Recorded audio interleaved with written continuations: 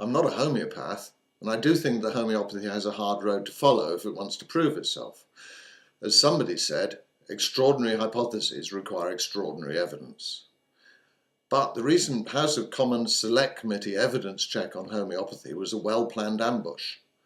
By the time we were notified of it, there were just 2 weeks left in which to submit written evidence, and the verbal witnesses had seemingly all been chosen.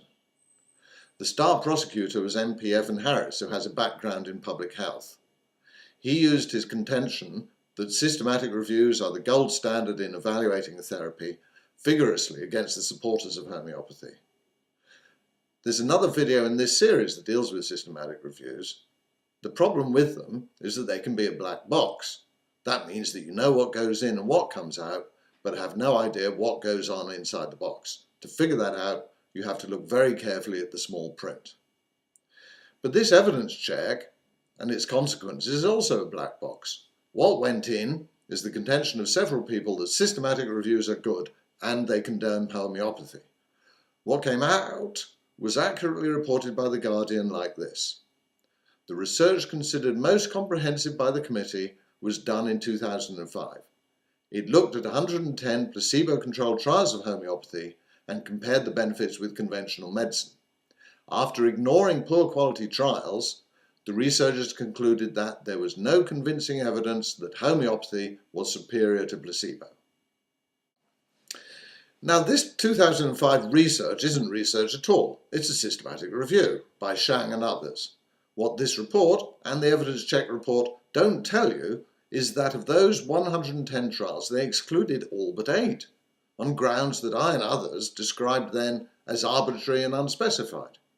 They didn't even state which trials they used, or not until 4 months later and under pressure. Yes, there's lots more wrong about the review too, so Shang is yet another black box. But Professor Edzard Ernst asserted, and the committee accepted, that Shang is the most comprehensive review to date. So in fact, they just ignored all the rest. Now, when I looked at all the available reviews just after Shang came out, a clear pattern emerged.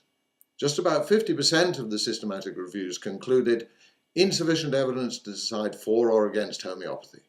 The rest split 4 to 1, 4 in favour of homeopathy for 1 against. Interestingly, when other people went through all the randomised controlled trials, they got exactly the same sort of breakdown, 50-40-10. The only way you can say there was no convincing evidence for homeopathy is by allowing this one seriously flawed systematic review and ignoring the rest, flawed or not. So does the scientific evidence prove that homeopathy works? No, not yet. But it certainly doesn't prove that it doesn't. That's my view anyway. I have a sneaking suspicion that if we gave it another few years, there might be enough evidence there to say that it does work, and that these vocal critics of homeopathy realise that and know that they have to bury it now before that happens. Hence this evidence check and all the other black boxes. Hence, too, the absurd assertions that always appear in the wake of these news items. This time, sadly, Dominic Lawson allowed himself to be misbriefed into writing to The Independent that no double-blind test has ever validated homeopathy, which is just plain untrue. Yet again, the story is achieved by sexing up a dodgy study into a completely false soundbite.